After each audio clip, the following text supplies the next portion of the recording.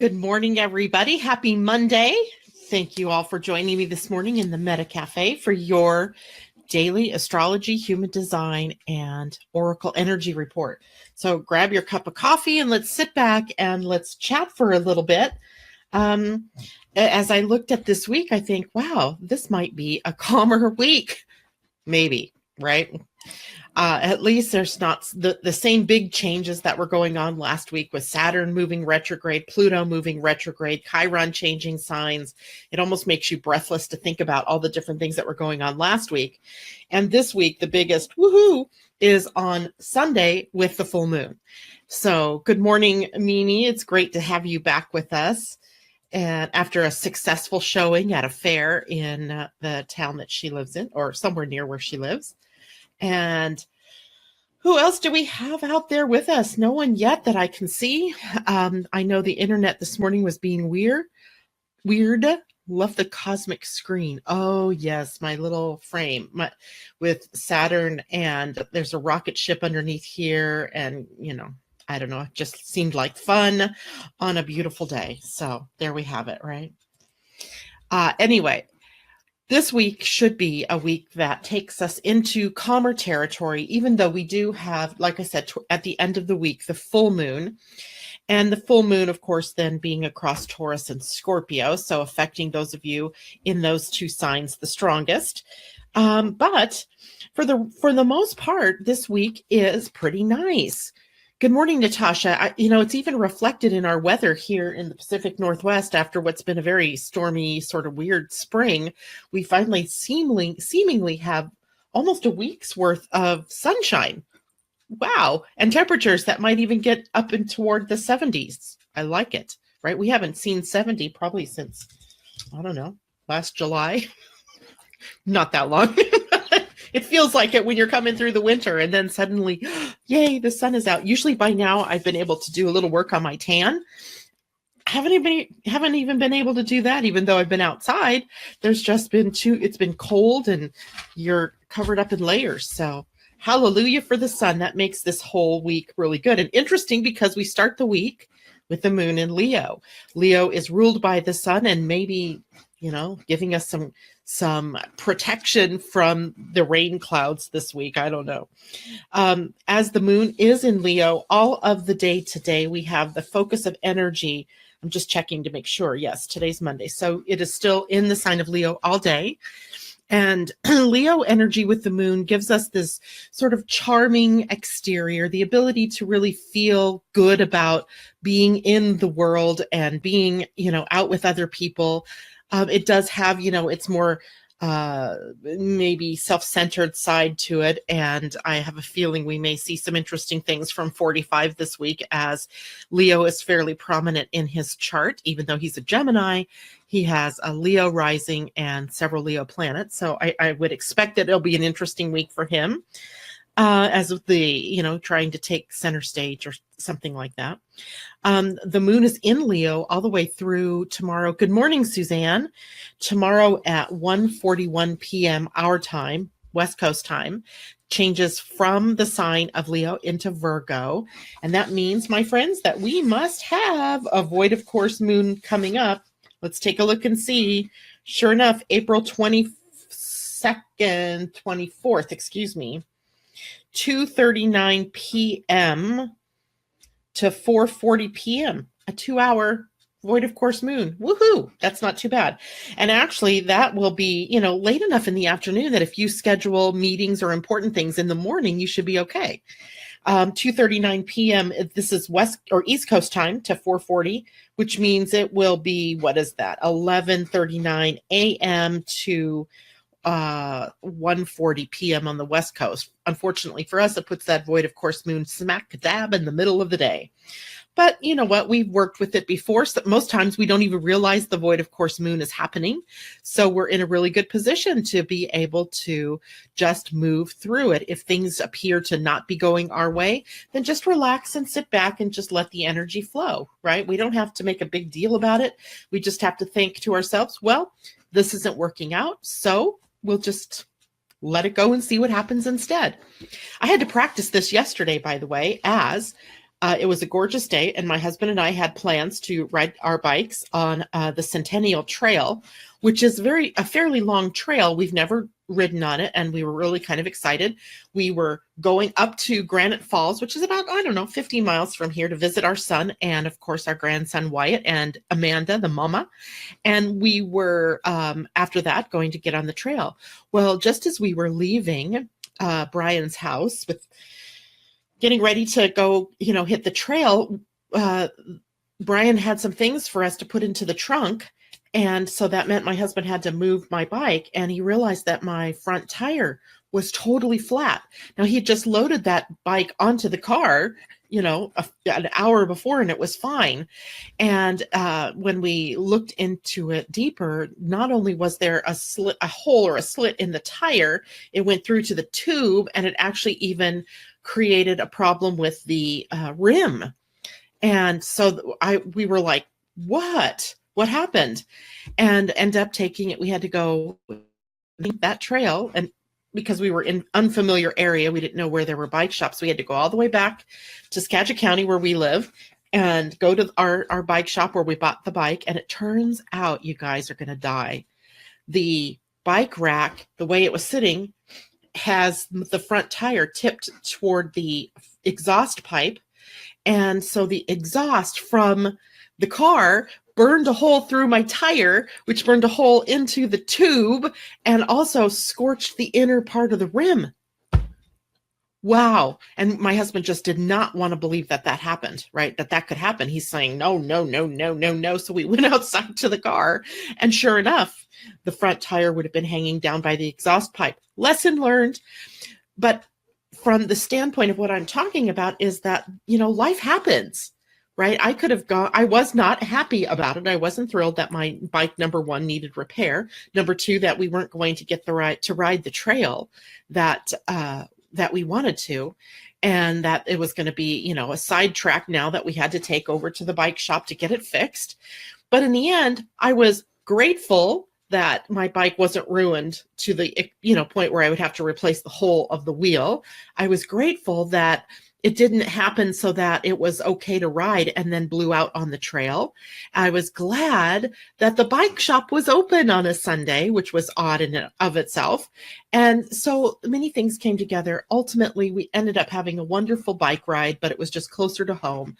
So in cases like this, right, life just kind of throws you some curveballs, and you just have to go with that flow. Otherwise, you can find yourself in a whole world of anxiety and hurt. And the reason I'm focusing on this today, there's always a method to my madness, right? The method to my madness is that as I started to look at the Human Design Week, yesterday began the Human Design Week, by the way, and it begins with the week at gate 27 in the sun. Let me get my little cheat sheet chart out here and show you. And gate 27 is called the gate of nourishing. Where's my pen? I'll use my red one today. So gate 27 is over here on the sacral, and it reaches over to the spleen. So it's right here, and it's called the gate of nourishing, or the gate of, or in the gene keys, it's the gate of selfishness at the lower extreme, altruism in the gift, and selflessness up in the highest expression, or the siddhi. So this is an interesting gate because I think of this gate as the gate that it's a very feminine energy, and it's the energy of feeding, of nourishing, of taking care of. And so the sun is at a gate where we're very much, when we're living from the high side, where we're very much taking care of one another.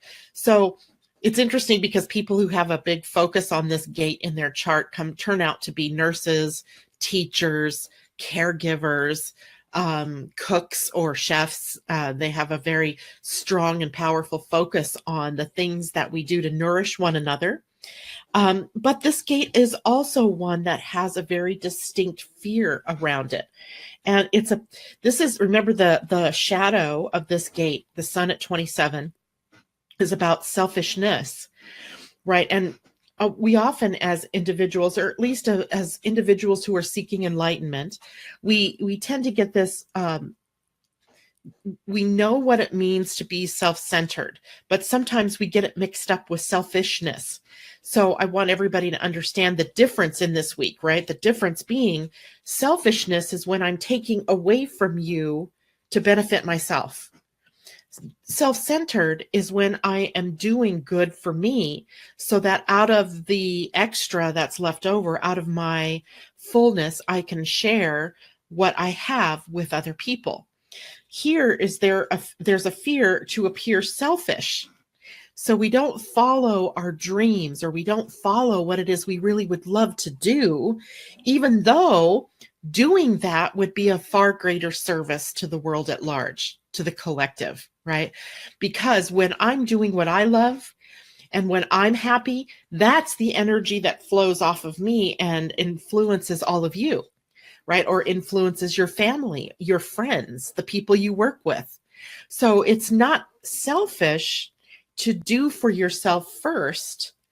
It is not selfish for you to follow your goals and your dreams, because not doing it is really coming from a place of fear. Does that make sense to everybody? Good morning, Roseanne. Happy Monday to you as well. Wow, Suzanne, Natasha, Mimi, we've got our girls back. I love it. So the earth, then, where is it that we're grounding this energy in for the week, right? Because remember, the sun, a lot of focus of that energy pouring down through us and right down through the body. Remember, energy comes in our crown, comes down through the ajna, the throat, the heart center, and everything down to the root center, where it then moves outward and comes back up. I just realized you can't really see my arm motion, but you get the idea, right? It's coming down and then out and up and down. Okay. So the sun then, with all of its energetic focus then on selfishness as the low expression, selflessness as the highest, is flowing down through us and being rooted in the earth at gate 28. Now, gate 28 is an interesting gate. I got to tell you, it is on the spleen. So the spleen has got all of those gates that we think of as possibly engaged in fear, right? Fear gates. Gate 28 is this middle one right here. And gate 28 in human design is called the gate of struggle. In the human, or excuse me, in the I Ching, it is called the gate of persistence. And in the gene keys, its lowest expression is purposelessness. Say that 10 times fast on a Monday morning. Purposelessness, its gift is totality, and its highest expression is immortality. But here, my friends, we have the gate that takes us to the fundamental fear that we as humans have, and that is of dying. A fear of dying. Now, in old days past, and when I say old days past, I mean lots of old days past, where we were afraid of what could eat us. We were afraid perhaps that we wouldn't have enough food to feed us through the winter. This was a fear that was more engaged in survival energy. But, so far, not many people anymore die from starvation, at least not in the Western world. I'm not going to say nobody does, but very few people die now of starvation. So it's not about the feeding anymore. It's not about the survival that it takes to prepare for a long winter. Even though we had a long, rainy, cold winter, I was still able to make it to the grocery store when I needed food, and I could nourish myself and nourish my family. But this fear is still alive in us as human beings. That underlying it is underlying a lot of the other energies we have going on is this fear of dying. And we have really taken it to the level of being afraid to live. Afraid to live. Sometimes in this gate, then what we see is people vacillating between closing up and coming in and pulling themselves inward and being safe, staying out of the fray of the world, not trying anything, not doing anything out of fear of what might happen. And then on the opposite end, the more extreme end, we have the daredevil type people who take that energy and just go out there in the world and do whatever it is they want to do, but in a more negative way. So I would suggest that we take this energy this week and we we take bold steps, no doubt, but in a direction that suits what it is that your purpose is. And here is the big news of this particular gate, is that we are sort of afraid at times to live our purpose. What is your purpose? You might think that you don't know what your purpose is, but every human being has a purpose. And all you have to do is find out what it is you really love to do to find out what your purpose is. It really is really that simple. We just try to complicate it and make it bigger and, move it out. So if you're someone who loves to teach people things, loves to draw and paint and sketch and put together fabrics in new and interesting ways, you know what it is you love, so your purpose must be involved in that in some way, right? Everybody thinks their purpose is about what you do. There's a lot of pressure on us to make our purpose about what we do, but the earth is in the root center this week. So the purpose is really about rooting us in, it's in the spleen, but it connects up to the root. So it's, what do we do that we love, right? What do we do that we want to do all the time? And that would be your purpose. And I wanted to share something with you that stuck out at me. Sometimes I've read these gene keys umpteen times, but this morning I'm reading through the gene key 27, it was. No, it was 28. And this sentence stuck out at me because, remember, in human design and in the gene keys, we often talk about the expression of a gate or the expression of a gene key in the lowest or shadow coming up through the gift, and then the highest expression being the siddhi. But I want you all to understand this one sentence. The movement of frequency through an archetype is what we are talking about. So it's not negative or bad that you're down here. Maybe you're struggling still, or you're, feeling this energy of purposelessness and what is my purpose and where am I going? It's that doesn't make you a bad person. It's just you're experiencing the lower frequency of the archetype of the energy. And as soon as you recognize that, then you can rise up to the next level, or you can at least make your way upward. It just takes your recognizing that you're just that your frequency is at the lower end. This is not a moralistic thing, right? It isn't you being a bad person. This is you just recognizing, hey, I'm down here, but that doesn't make me feel good. It doesn't feel pleasant for me to be in that energy. So I'm going to bring myself up to this energy of totality or altruism, right? Those are the two gifts in this week. So it's an interesting week that we find ourselves in. Even I almost feel like that on some level, the human design week is a little more difficult this week for most of us than last week's astrological transits were, if that makes any sense. And maybe they seek to mitigate one another, right? I do want to say that the moon is squaring Jupiter today, so there is some tendency for us to want to overdo things. Cut that one off right now, right? Don't go running a 26-mile marathon if you've only ever run a 5-mile race, right? That's not going to help you any without building up to it. Don't go out and throw a bunch of money at something that isn't correct for you. Be in proportion, right? Mars is also in a sextile with Jupiter, so it does make it easier for us to want to take steps today and to move forward with things. And so, and I'm not going to say that you shouldn't, but I am saying, there's a little bit of a caution sign here, making sure that you're living out your type, your strategy, and you are living from your authority. And remember, we talked about this last week when I did the workshop on the 18th. Your type, manifesting generator, manifestor, projector, or reflector. Every type has a specific strategy that allows it to live in its, right way, if you will, in the correct way. And every one except reflectors and some very few projectors have authority somewhere in their chart, whether that's emotional, ego, sacral, splenic, self, that allows you to get one more step into decision making, right? So you have one more pathway that you can make decisions that are correct for you. For those of you who attended the seminar or purchased the seminar or the webinar, excuse me, I keep calling it seminar. I've emailed you the link to be able to re-listen. For those of you who didn't get to attend, it's on the website.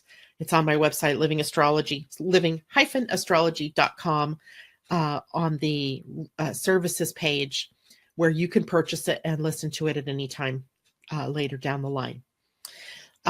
So we this week seem to be then, if I had to pick a theme for the week, it's about taking steps of self-support in moving forward. I hope that makes sense, everybody, right?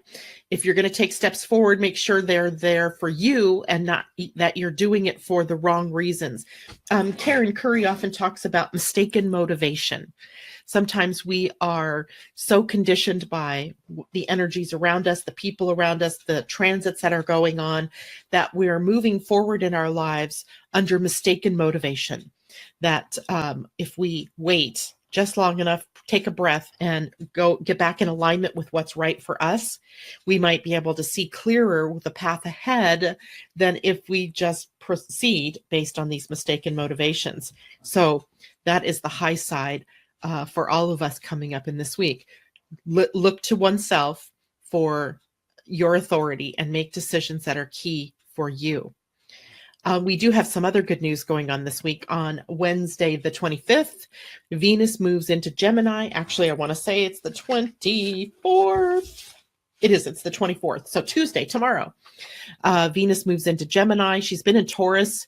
She's been stirring up our questions about our value.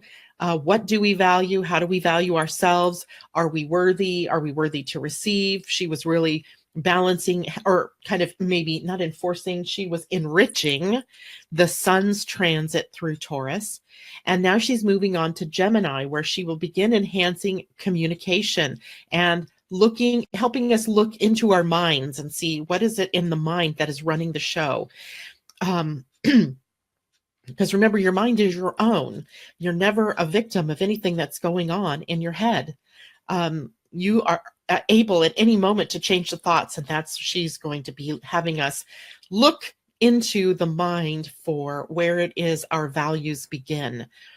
I think a lot of times we know what we value, but the thoughts in our heads move us away from that, away from the expression of that, for no good reason, right? There isn't any good reason out there to not live according to your values, but sometimes the mind moves us away from that.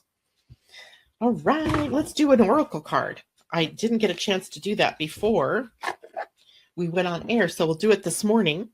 And what I'm going to ask for is a card that represents the highest and best for us to understand about the energies this week. Holy cow.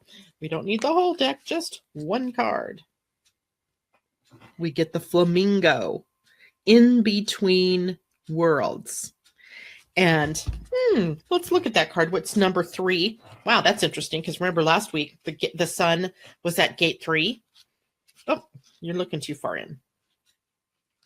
Gate 3, between worlds. If you look at the card, you can see half of it's in color and the other half black and white or gray. It's kind of fun, isn't it? And for those of you that are, down in the South, like Florida, my friend Debbie, by the way, Debbie, happy birthday if you listen to this later. Today's her birthday. Today's my son-in-law's birthday. Happy birthday, Roman.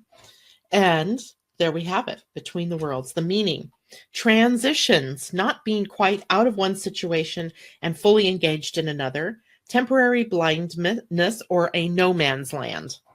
So the message is, between the worlds is where you must let go of the tendency to make assumptions. This is a time when you are unable to see what is ahead. Cultivate curiosity and trust the process of change and growth. You're done learning the lessons of recent experiences. Oh, thank God. You are done learning the lessons of recent experiences. Okay, guys. In this place between what was and what will be is a state of making and unmaking and making again. What is essential now is to admit not knowing. There is great freedom and power to be unleashed. A mystery that is not yours to understand weaves the web of life within a divine matrix of consciousness greater than your own thoughts, feelings, beliefs, desires, and decisions. The seeds that were planted in the past begin to take root, but what surfaces will probably not be what you expect. When you are between the worlds, you are invited to see with the curious eyes of a child glimpsing a rainbow for the first time. Do so, and you will not be disappointed. That's from the Wisdom of the Oracle, Colette Baron Reed. And I think that's a great message for us to start our week on, right? That things aren't as they seem, that we're done with the past, and yet we're not quite fully manifested into the future. What does that leave for us? Oh yeah, the now. We're in the now. Interesting card, Mimi says. I think it was an interesting card too. I think it's an interesting card for us to contemplate for the week. And literally, that is all I have for you guys today. I know it didn't seem like very much, but goodness, we went through quite a bit of territory.